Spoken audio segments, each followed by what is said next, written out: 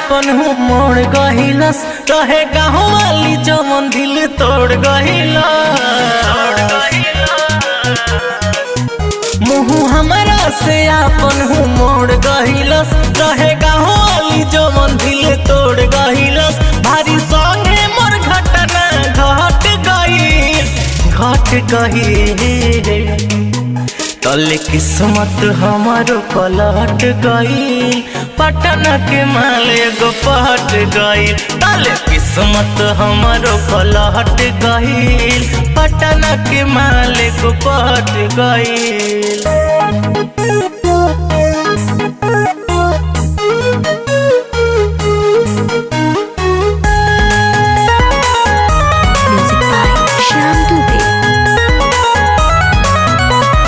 सोचत रहनी कि सैड सॉन्ग सुनी हमारो जिंदगी आज बीती।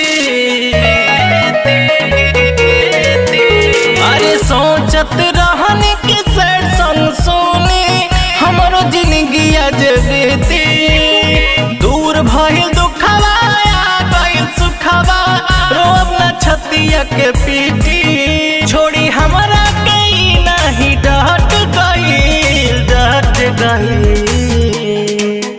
तले किस्मत हमारो पलट गई।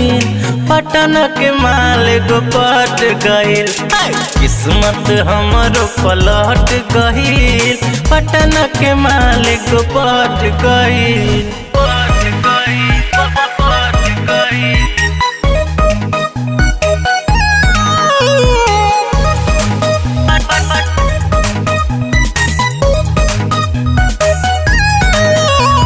मासूम कभी अब कैसे बताई, खुशी के नहीं खे ठिकाना।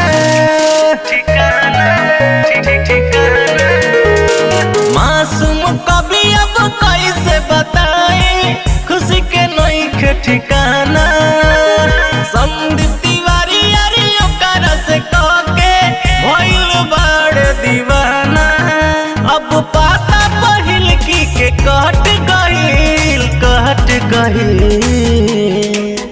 तले किस्मत हमारो पलट गई। पटना के माले गो पट गई, किस्मत हमारो पलट गई। पटना के माले गो पट गई।